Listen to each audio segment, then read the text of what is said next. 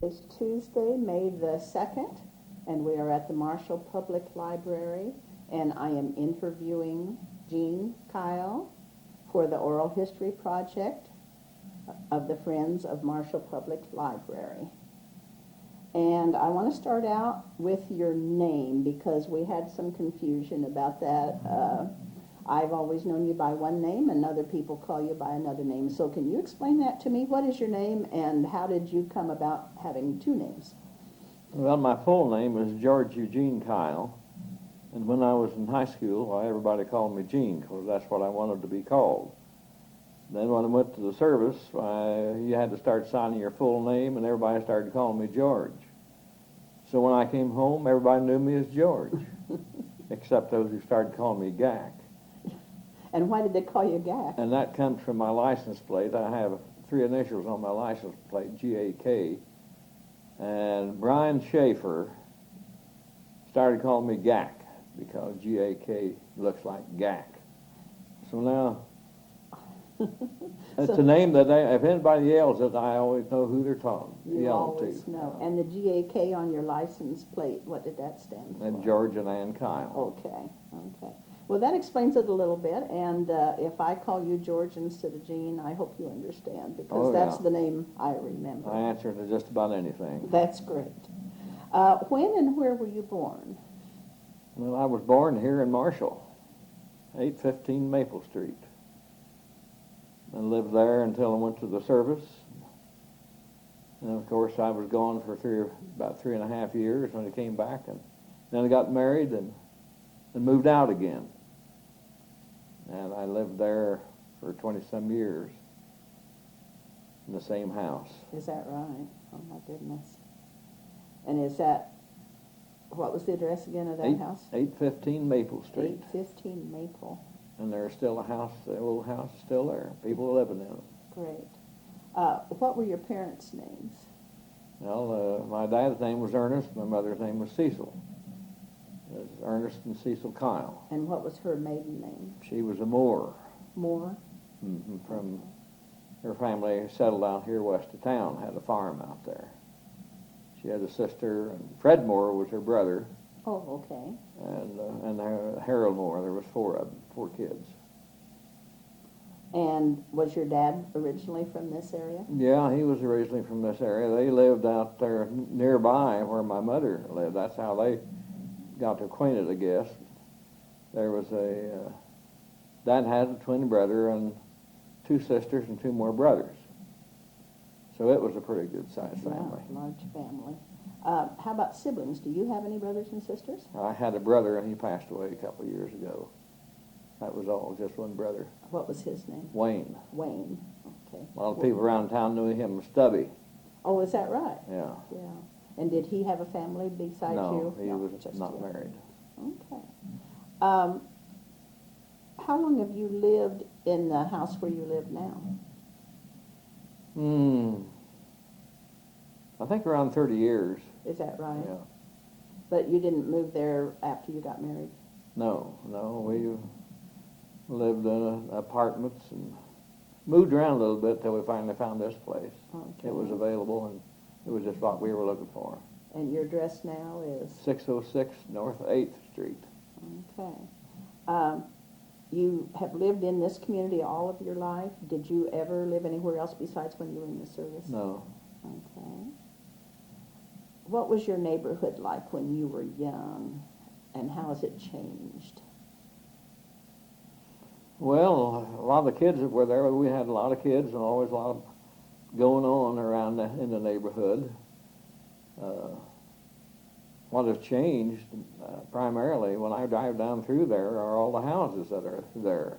It used to be across the street from my house when I was a kid, there was an empty field where they kept cows. And then there was another empty field just across the street from it. That's where we flew our kites. But now both those fields are full of houses. Is that right? And I don't know, it kind of seems like I'm lost when I go down through there now. And there was always a bunch of kids playing underneath the street light at summer nights. And I don't know where they do that anymore. You know, Just doesn't seem to be that many kids around anymore. Yeah. What kind of games did they play? Oh, golly. Just crazy games, I guess. I can't think of anything that was chase games mostly. Yeah. Just chasing each other Yeah. around. Yeah. Were there any neighbors that you remember particularly that you had when you were young? Oh, yeah. Behind us was an old widow woman, and she was from the old school. She wore dresses down to the ground and wore a sunbonnet whenever she went out. And right next to her was another couple that were the same way. Do you remember their names? Yeah, one was right behind me was Mrs. McDaniel, and one next to her was Jim and Hattie Walters. Okay. And then across the street was Mrs. Horner, Elmer and Mrs. Horner, and they had a daughter, Ruth. And, well, that was just right real close there. Our neighbors across the street changed every once in a while. Oh, and then my neighbor on the corner was Frankie Drake. A lot of people remember him. He played the piano at the silent movies. Oh, was that right? Yeah. Here in Marshall? Yeah. Oh, great. I used to sit out on the porch in the summer evenings and listen to him practice.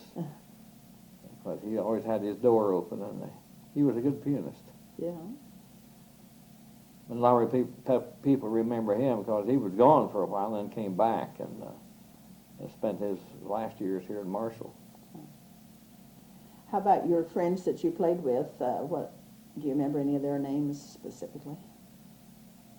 Well, yeah, Don Smitley was one. That he was a member of the Smitley clan. They had 11 kids in their family, and he was in my class in high school. Mm-hmm. And then Dean Ferris was just down the street. He was in my class. And then there was the Compass kids, and some Lashers, and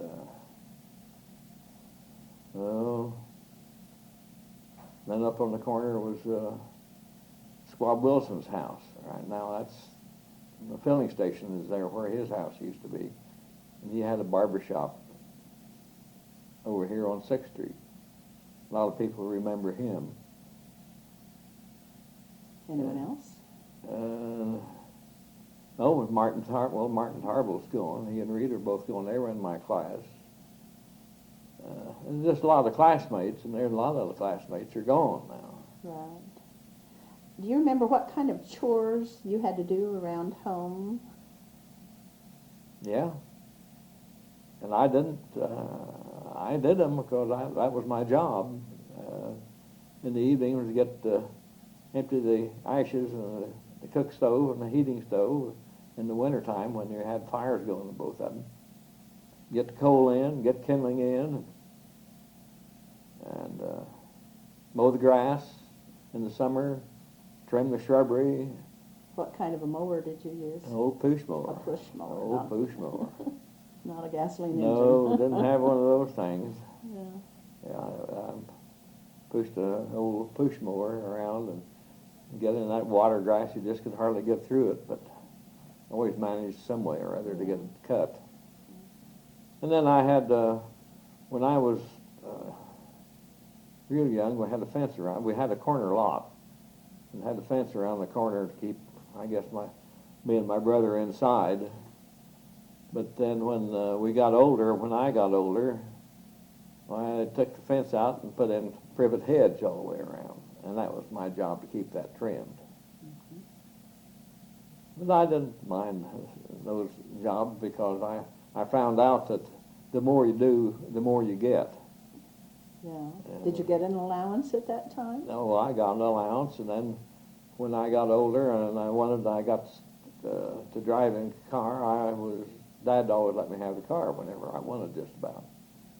So that was kind of your pay for helping yeah. out around home then. And one good thing about that, he was in Pontiac, a dealer, and we always had a new demonstrator, and I always got to drive a new car. Oh, so that kind of made you popular with the other kids, I imagine. Yeah, everybody wanted to ride in it. That's great. Did you help much with the meals or the chores in the kitchen besides the stove? Oh, always helped wash the dishes. Yeah. Yeah, that was my job too. Dry the dishes. What kind of stove did your mother use? An old cook stove. So what was the fuel? Coal. Coal? Yeah. Yeah. And did you help with the cooking? Well, not very much, you know. She was a good cook, and I helped with the eating, but then not too much What on, kind of food on the did- preparation. What kind of food did she make that you really enjoyed? What do you remember? Oh, what I remember, she was so good at it, and Dad's brother always wanted to be sure we had that when they came down for dinner, was meatloaf. She made a good meatloaf. And then roast beef, you know, it had good roast beef. And she canned a lot of meat like sausages. I don't think people do that anymore. No, I don't think so. Yeah, they'd make a bunch of sausage with it. Dad would always get part of a hog and would make it into sausage, and then they'd pack that stuff, and Mom would can it. Yeah. And, In jars? yeah, in jars. Yeah. Mhm. Huh. And that was real good. Oh, and then we had, in that line, we had a couple of big cherry trees, and we always got plenty of cherries in the May when they came ripe. You know, Mom always canned a lot of cherries and blackberries, and so we had a lot of plenty to eat. Yeah. Did you have a large garden? Yeah, I had a large garden, Did and you- that was part of my job too. I wondered. Yeah. We'd always have somebody come in and plow most of it, but then part of it was a spot that was kind of hard to get horses into, so that was my job to spade that up By hand. by hand with an old spade. But I didn't mind that. I always was trying to see how good I could do it. Yeah. Did you have any special things from the garden that you enjoyed eating? Now, one thing we had that wouldn't few people grow anymore is celery. Dad always liked to grow celery. Oh. We always had a patch of celery. Huh. And then everything else, beets, we always had beets. Mom canned beets, green beans and tomatoes and corn. And for a while we had potatoes, but then it didn't work out too good, so that turned that into a flower garden. And that's where I did a lot of my work too, was in the flower garden. Oh, is that right? Pulling weeds and stuff like that, yeah. Keeping it nice. Where did you go to school? Southside grade school, 8 years, and then high school. Do you remember any of your teachers especially? Oh, yeah. Yeah, Mrs. Jessie Rutman, Cora Church, Leslie Manhart, what was her name? First grade teacher. Second grade teacher was a Hearst. Oh, and Ruth Finkbeiner. Do you have any special memories about your early education? Anything happened that you especially remember? Nothing out of the ordinary, really. What kinds of things did you learn in school?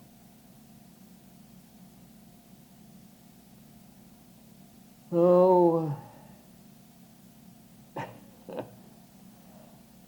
little art. And, we had our art teacher was Miss Hurst, Mm-hmm. and she was a good art teacher. And just drawing and making posters and stuff like that. Then there was the handwriting class. They don't have the same Palmer method in writing anymore. And of course, there was arithmetic and everything else that went with that. You know, Right. Did you have a favorite subject? I don't think so. No, you just liked them all? I just liked them all, I guess. That's good. That's good. Then what other education did you have after elementary school?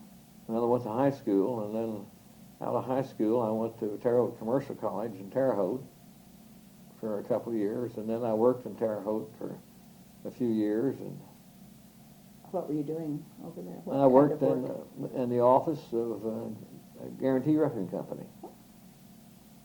And then after that, I went to the service, I guess. And when I got out of the service, like a lot of the other boys around town here, when they got out of the service, we started working out of Velsco. And I got laid off once out there and then called back, and my cousin and I were working out there at the same time. We decided we didn't want to get laid off anymore, so we quit and started in Indiana State. And I went through Indiana State. He went 2 years and then transferred to Illinois. So. Did you go 4 years then at Indiana State? Well, yeah, I had 4 years in 3 years. I Took finished 4 in years 3 in years. 3. Yeah. How did you do that? Well, just kick things up a little bit. Went to summer school. Went to summer school Yeah. too, yeah. And this was all after you'd been in the service? Yeah, after I'd been in the Yeah. service. What was your degree then? Well, I was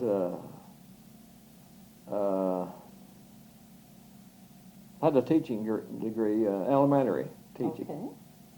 And then did you get a job as an And elementary teacher? I started checking around, and they weren't paying elementary teachers very much, and I started working at Geo Colson Company in Paris, and I stayed there for 30-some years. Oh my goodness. And what years were those? What dates? Oh, that was let's see, got married in 46, so it would have been, I think, when I was 50 when I started working up there, and I worked till 80. So. Yeah. And then after you retired, that was your last job that you had? Yeah. Yeah. Well, I worked for Larry Woodard for a couple of years after I'd retired and left Colson's, and then I worked for down here Snyder at the elevator for a couple of years. Oh, really? Yeah, I got an education down there. Those farmers. Is that right? I really enjoyed that. Oh. Yeah. When you worked for Colson, what did you do? I ended up being a personnel manager. Okay. What did Started you in the start? credit department. Okay. So you started in with more accounting type things. Yeah. Ended up in personnel then. That's what I majored in college was accounting, but I didn't ever really do any accounting until I started working for Larry Woodard. Oh, yeah. And that was about 30 years afterwards, so I kind of forgot some of it. Well, it sounds like you were pretty well equipped for doing just about anything, though, with all the different types of education. You mentioned that you were in the military. Where were you stationed then?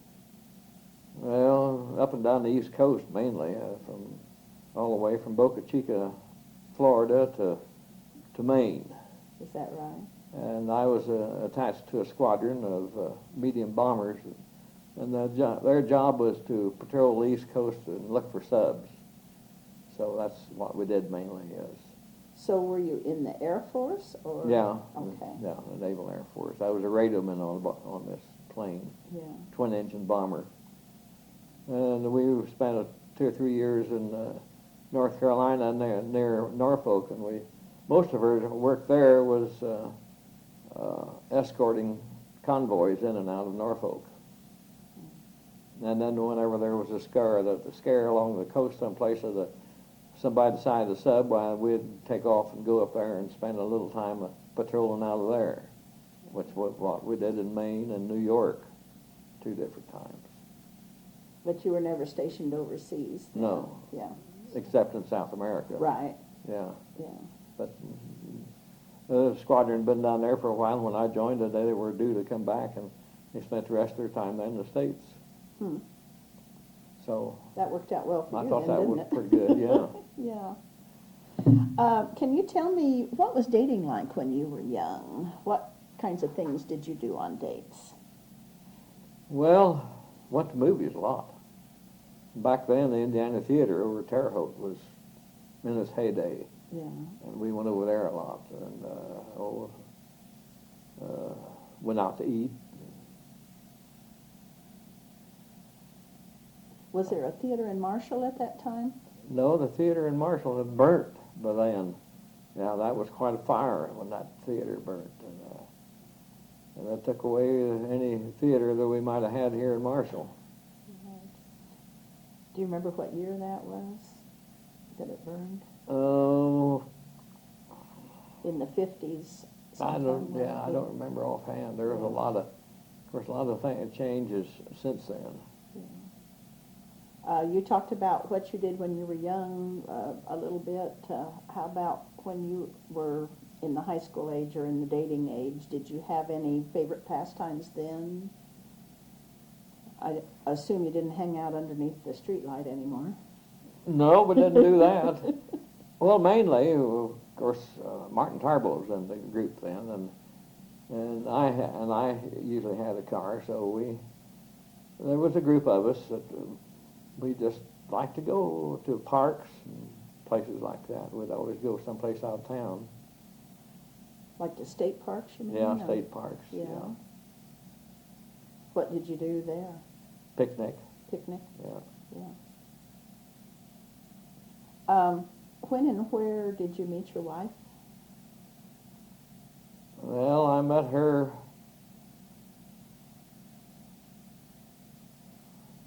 I guess through my cousin, Dorothy. Had come home from the service, and this was on Memorial Day, and we had all the veterans had marched out to the cemetery in the parade that they usually did, which they don't do anymore, but back then, all the vets of World War I, World War II marched out to the cemetery. From downtown From Marshall? downtown. And then they had a program out there. What year would that have been? That was in 41, I guess. Yeah. Because Dorothy came down and had this girl with her, and I'd seen her around, and we got acquainted and went out, and we were always going on picnics. Yeah. And we had a few picnics, and then that was let's see, May, June, long in there, and then we got married October the 31st Of that same year? of the same year. I don't think you told me what her name was. What was Her name was her? Ann. Ann. Yeah. Ann Lovett. Lovett. Yeah. Okay. Yeah. And that was a very quick romance, wasn't it? Well, I guess so. I'd been in the service, and I was 24 years old, and I decided I didn't have time to mess around, so. You found the right person, you were ready, huh? Yeah. Yeah. And she was a school teacher, and so it worked out real good. Was she teaching here in Marshall? Yeah. Yeah. But she was, at that time, she had some experience teaching in one-room schools. And had the Liberty School up north, up around Clarksville, I guess just a year or two she did that, and then she started teaching in the school, in the Ohio School Building. She started in third grade, I think, and she stayed third grade teacher, I think, most of her career. Is that right? How many years? Do you know how many years she taught? She retired. Okay. She was upset because I retired before she did, so she had about 30 years, and then when she retired after that. And how long were you married? Oh, 60, I think it was 60 years. Is that right? Yeah. Can you tell us about your children? I had two girls, Margaret and Mary Jane. And Mary Jane married Larry Bender. Margaret married Tony Malone. Margaret and Tony work at Walmart right now in Paris. Mary Jane works for AP&S Clinic in Terre Haute. And Larry? And Larry works out here at Ford Place. Okay. Yeah. And you have grandchildren? Yeah, we got, how many grandchildren? We got 4, I think, and we got 5 great-grandchildren. So, large family. Yeah. Anything that you remember about your daughters when they were growing up? Anything happened that you especially remember?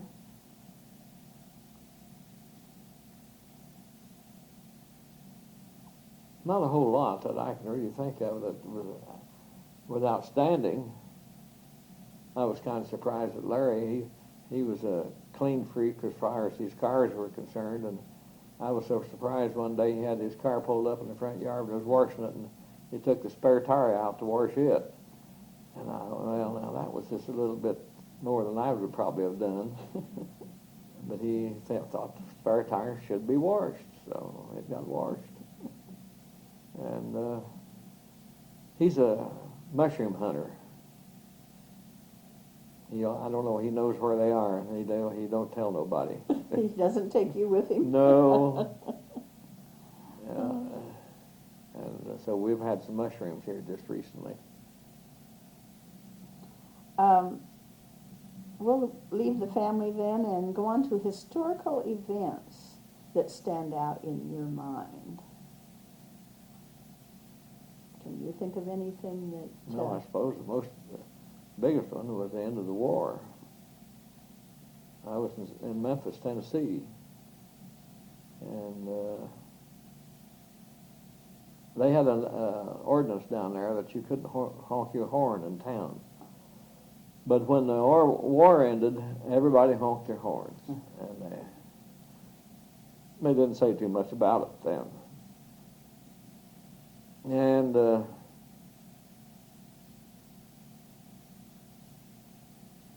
I guess when the Japs bombed Pearl Harbor, of course we weren't in the service then, but my cousin and I had a couple of girls we were going to Vincennes to see a band down there, and we heard the news on the car radio, and we just kind of wondered what that was going to cause, and didn't have any idea what it was going to cause, but and we found out in short order. How long after that did you join the service? Were you drafted or did you enlist? Well, I was about to be drafted, and I didn't think I wanted to go in the Army, so I went to Indianapolis and enlisted. Any other historical events that you remember? Oh, I can't really. Historical events. I can't really. I might know there probably are some, but I can't think of any right now that That's okay. stood Maybe out you'll in my think of mind. something later. What about modern conveniences? What inventions or what things happened during your lifetime that affected your life the most, do you think?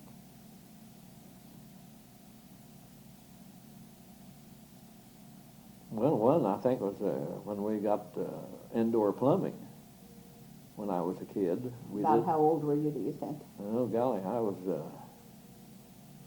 maybe 10. Yeah. And until then, what had you had to do? We had a backyard path. The little house sitting out by we had an old barn and it sat on the back part of our lot. And next to it was this little house with a crescent in the shape in the door, you know. My brother, I used to catch him in there and throw clods up against the door when he was in there. But at night, we had to go, I had a little flashlight that used to light your way out the path, you know. That was a big thing when we got indoor plumbing, got in the shower and everything inside. How did you take your baths before you had indoor plumbing? Tub in the kitchen. Is that right? Yeah. And they had to heat the water? Had to heat the water, yeah, on the stove, and pour it in the tub, you know. Then dip Maybe that out? You get a few inches of water in the tub and get in the tub and scrub away. scrub away. Anything besides the indoor plumbing that really changed your life? Or? Of course, just like everything else, there's a lot of things happen, but I just took them just as a normal events. Okay. I know that you said you spent part of your career working downtown Marshall. Can you tell us about that? Well, Dad was in the garage business, and then in the summers, I spent most of my time working in the garage doing dirty work and things like that, whatever needed to be done. And then one year, I drove a grocery truck for D.D. Dahl, delivered groceries for him. In Marshall or out of town? Or? In Marshall, yeah. D.D. Dahl Grocery. And that was one of the old school grocery stores. The farmers brought in cream and brought in eggs. We had the candle eggs, and I didn't do much about the cream, but the candled eggs. And then we kept chickens on the hoof. Somebody's cook would call in one a live chicken. Why, I had to take it out and kill it. I'd never done that before, but I found out how to do it in a hurry. Where did you keep them?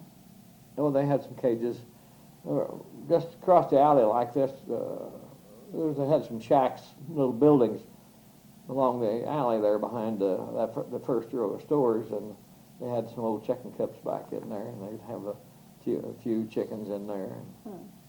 Somebody'd order one, why they'd go out and get him and put him in the truck. I had to deliver him and do the rest of the dirty work.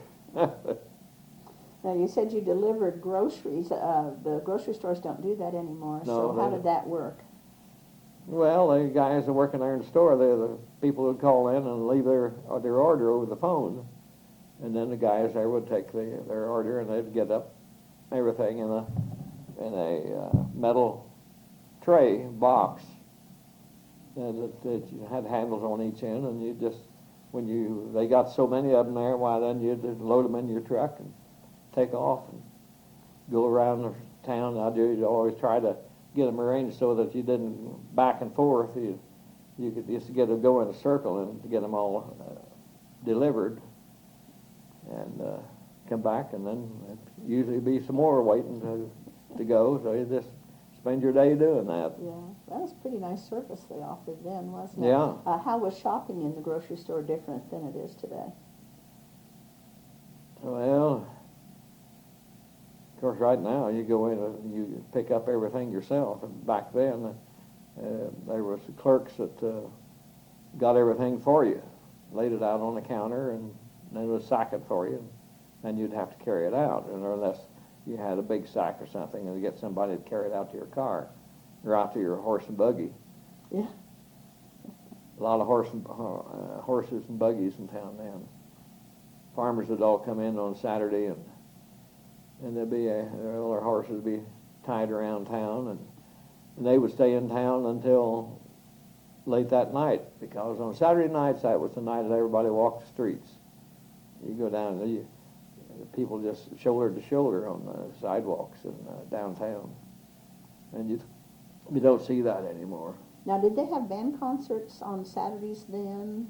Was it the No. same night or not? Oh, they had it on, I think, either Thursday or Friday night. Oh, okay, so it was Yeah. a different night. Yeah. You mentioned your father having a business. When did he start, and where was his business located? Well, he and Bob Flowers got started, and Kile and Flowers, and their first garage was over here on 6th Street, where it was the North 6th Street garage, and that's where, well, there's been several other things in there, other garages, and I think Granny, somebody had a used furniture store or something over there last, and I noticed it's empty again. But that was the first place, and they ended up over here where, what's the name of the store? Oh, is it at Hoget's? Hoget's, yeah. Over here it is, where he is, that was where they had their So last... just across the street from the library Yeah. on Archer. Had their last garage there. Yeah. How long were they there, do you know? Oh, God, they were there several years, I think, up in the 40s, early 40s, I guess. And then did they sell out to someone, or? Well, Dad retired, and Bob kept going, and he and his son. It was flower sales and service then, and they built a new garage out here north of town. In fact, where Plymouth, or Dodge is now, that was... Flowers had their last garage there. When your dad worked there, did they just sell automobiles, or did they sell farm implements? Or? Oh, John Deere, yeah. They had John Deere and Pontiac. Okay. Yeah, they had the John Deere dealership here in town. Yeah, I spent a lot of time on John Deere tractors then too. When you worked for him, was it in the 6th Street business or in the Archer Avenue building? Well, Or it both? it was more or less over here on the Archer Avenue business when they were when I spent some time there. I don't think I did too much work when I were over on 6th Street, but I spent a lot of time in the garage, messing around. Did you always have, you mentioned automobile that you had at home, did you always have automobiles, or did you have horse and buggies when you were young? Well, no, we had the old Model T, but we never had a horse and buggy. But the first car I remember was a Model T. And, we used to, Dad had a brother up and around Redmond, and we used to drive that old Model T up there, and every time we'd cross the railroad tracks, the front wheels would get to going flopping back and forth, and we'd have to stop till they got lined out. And that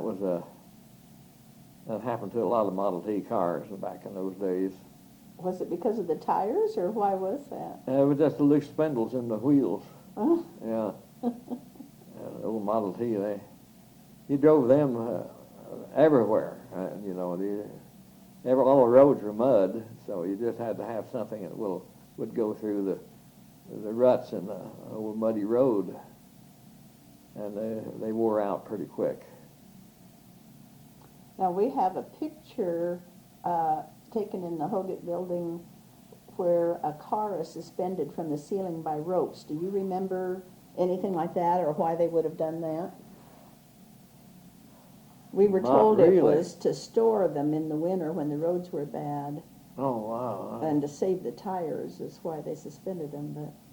I don't ever remember doing anything like that. Okay, well, that must have been before your time. Yeah. You mentioned something about church also that you wanted to talk about, what church you attended when you were young and then when you were older. Well, I went to the Methodist church. I remember, well, every Sunday my mother and I would go to, that was his day off. And my mother and I would always go to church and to Sunday school. And I went through all the Sunday schools there. You had an advanced procedure where you started the lesser Sunday school in a class, and then you kept advancing every year, just like his school and regular school.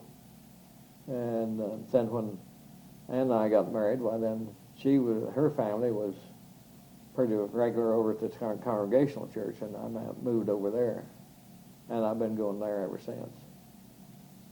Anything you especially remember about either church, or about the ministers, or things you did? Were you an officer in the church? Did you have any jobs? Well, yeah. Ann's grandmother was a treasurer of the church, and when she gave it up, well, they gave it to me, and I had it for many years. And I just remember a lot of the repairs and things that we did to that church. Of course, I wrote all the checks. I had to, and paid the minister, and we had to. At that time, we didn't have a regular minister, and they would get a professor from Indiana State to come over, and he would come over just on Sundays, just for the service. And we had some good people from Indiana State come over and conduct church service for several years. I remember them. You remember the names?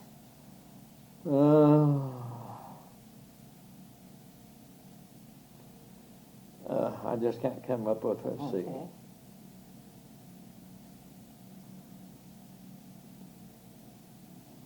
I can't think of No, it that's right okay. now. That's okay. Anything else about church that you want to share? Well, I know back in before I started going to church over at the Congregational, they had quite a kids program in the basement. They had they skated down there, and they had shuffleboard on the court on the floor, and I thought I was going to come out with his name, and it got away from me though. And they did things then that we just because we just haven't had the young people in church that they had back then. But the Congregational Church was one of the first churches in Marshall to be built. And that building that's there now is the third building that's been on that lot. On that very same lot. Yeah. Yeah. Do you remember the others, or were they way before your time? They were way before my time. I've got pictures of them, but Yeah. they were way before my time. What organizations did you belong to in town? Oh, I belonged to, probably the one I belonged to the longest was the Lions Club. I'm a 50-year member of the Lions Club. The KOP, I belonged to them up until the time the building burnt. And Old Boy Scouts, and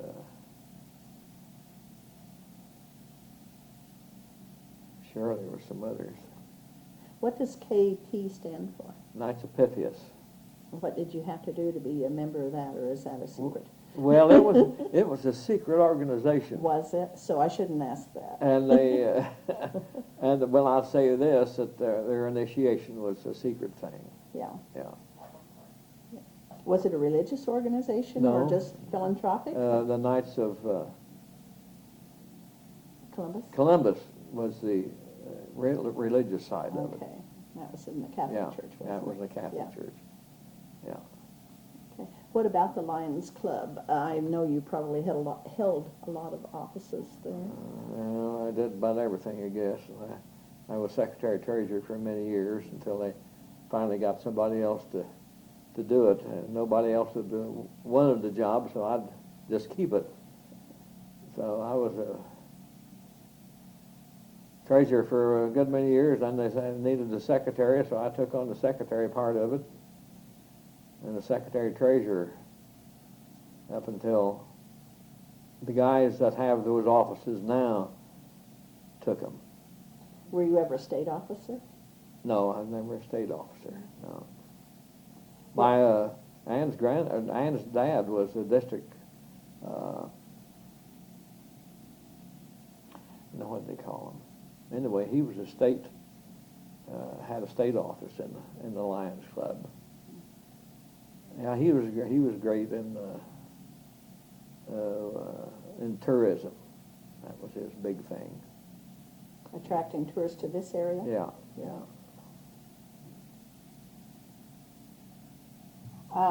You also mentioned when we were talking earlier something about when you were a child in piano lessons. No. Well, I did take piano lessons, and I can't play the piano today. I wish I could, but I took lessons for 4 years, and about all I could play was chopsticks. But Where did you take lessons? took lessons from Nina Hogue. Was she a relative of yours at all? No. There were Hogues in Ann's family, but not that branch. And she was the wife of Wes Hogue, who was a carpenter down here at Kirshner Lumberyard for years. And she taught piano up there on 5th Street, North 5th Street for years. I used to take piano lessons up there every Saturday morning. Ride my scooter up there. And I did that back when I was, I found a pen it's been some time back, that I got, I think, from her, and it had the year 29 on it, which would have made me 8 years old. Is that right? And what ended your musical career there? Winter storm. One Saturday morning it was winter storm and everything was covered with ice and snow, and it was too bad for me to get out and go to take my lesson, and that was the last time I thought about it. Your mother didn't make you go back again? No. It was a wonder, but and she played the piano, but no, I just didn't go after that. I was able to enjoy my Saturday mornings with the rest of the gang then. You mentioned working for D.D. Dahl. Can you tell us much about him or any of the other businessmen in town that you remember? Oh, golly. Just down the street was Frank Mealing grocery. And Bill Smitley drove his delivery truck, and he and I used to holler at each other up down the alley. D.D. Dahl had old Frank Hutchins, and a bunch of the young guys worked in there, Gene Clark, and Jim Craig, and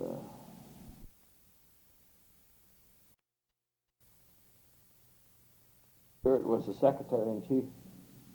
I don't know how old she was. My gosh, she looked like she was ancient then. And I used to go out to get her, to bring her to work on Saturday mornings, and this old delivery truck I had only had one seat, and that was the driver's seat. But on the passenger side was a box that had a bunch of gunny sacks folded up on it, and she sat on that to come to work.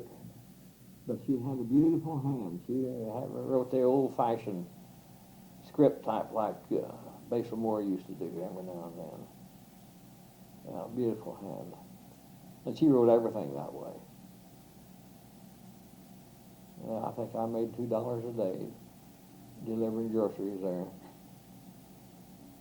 Any other businesses or businessmen that you remember up and down the street?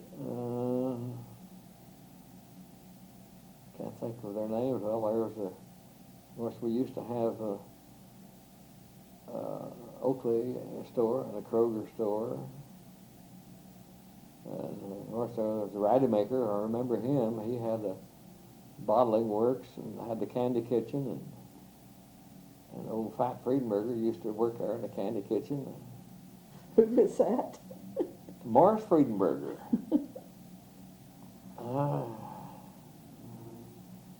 He was as round as he was tall, but he worked behind the counter there for quite a while, and then they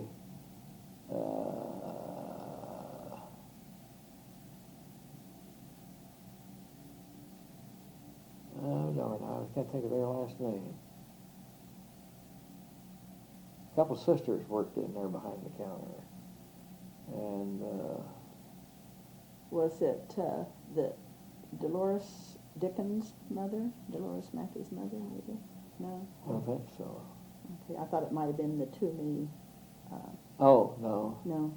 I know they worked there at one time. Yeah, they had, Toomey had a place of their own, Yeah. yeah. But, the candy kitchen there, they made a lot of candies, handmade candies. And Emer Hall, who was a classmate of mine, he married one of the Ratty Maker girls, and then they ran it.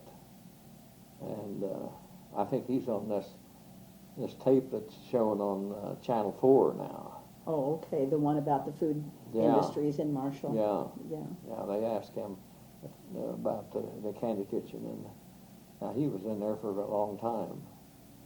When I used to go upstairs, they had a great big slab of marble upstairs that they used to make their peanut brittle on. Good peanut brittle. All their candies were good. But that was the gathering place. Every Saturday night, it was full of kids.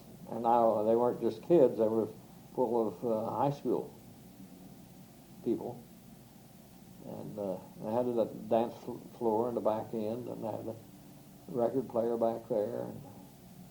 And it was just... Did they serve meals there, too? They didn't serve a complete meal. You could get sandwiches in there. Yeah, they made good toasted cheese and sandwiches like that. Were there any places downtown that your family came for meals, or did you eat out much when you were... Didn't eat out much when I was a kid at home. after we got married, Ann and I lived in an apartment uptown, and we went down to Tom's for every Thursday night to eat down there. That was about the only time we ate out, except when we got to go to one of our parents. But we lived up over, I can't think of his name, the grocery store there along Main Street, and there was a pool. Well, it was right along over here across the street.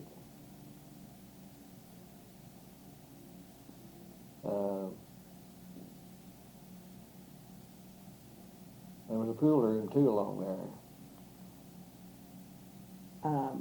I'm trying to think of a grocery store over there. I know there was a Hornbrook. Okay. That's who it was, Archie Hornbrook. Now, there was an apartment up over his store. And then right next to him then was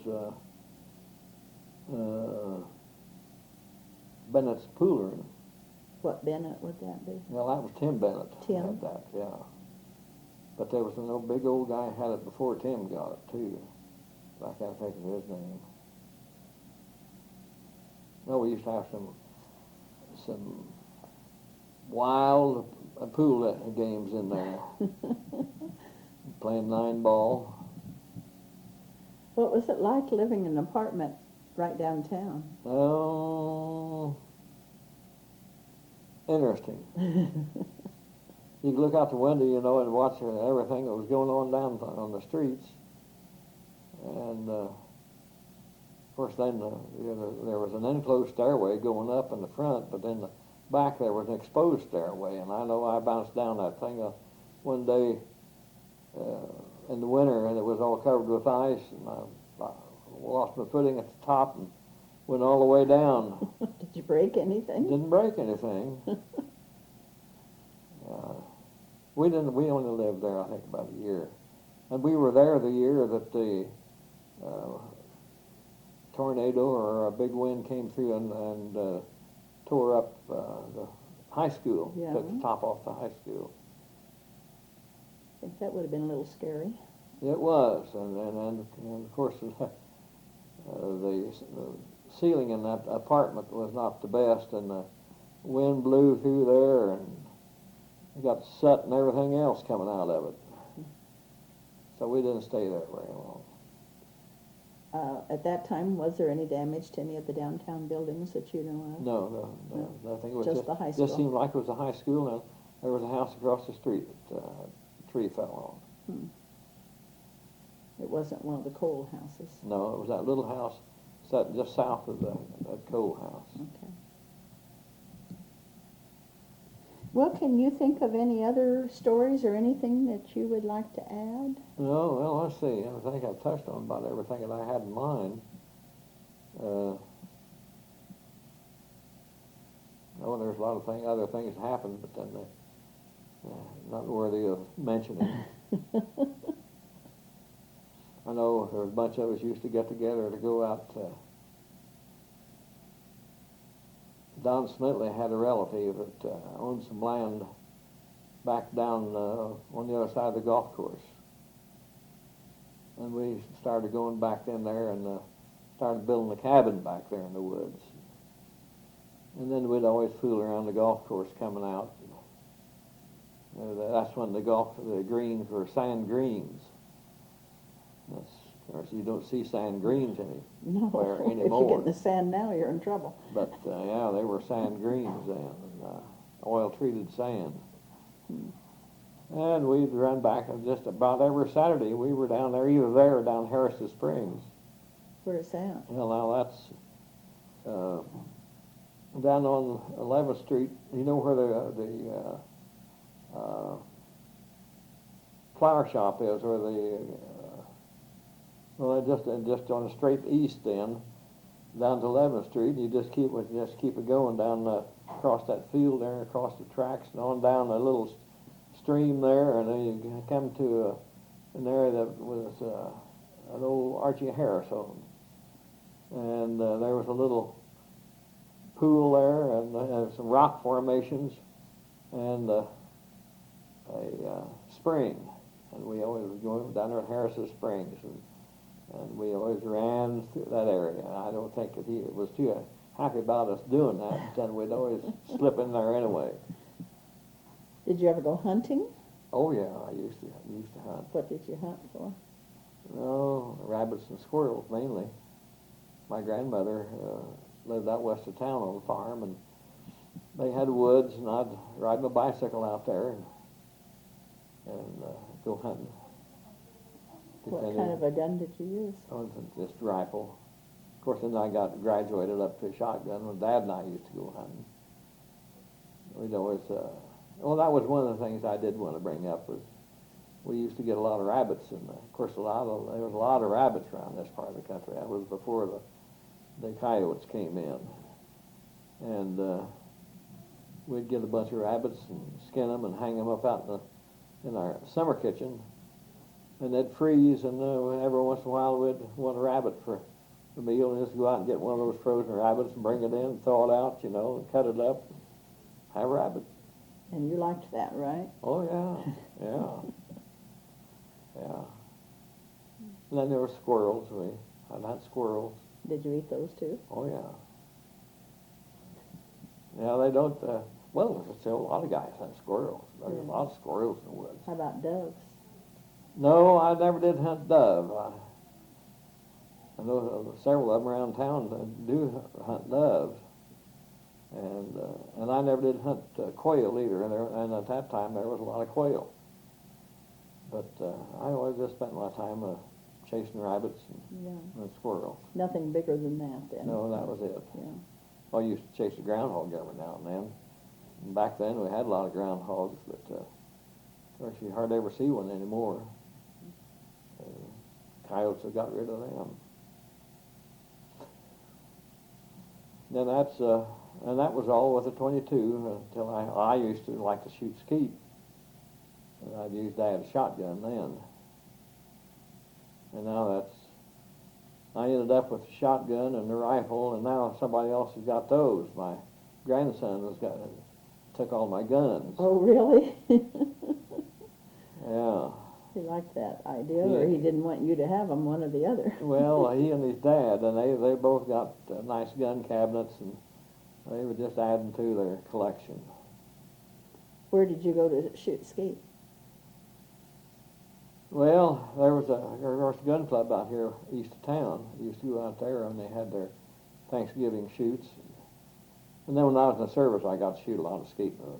But every time you go to gun training, why you'd always have to do so much skeet shooting. Well, just so you could follow your targets was the main thing. Because in our plane we had machine guns.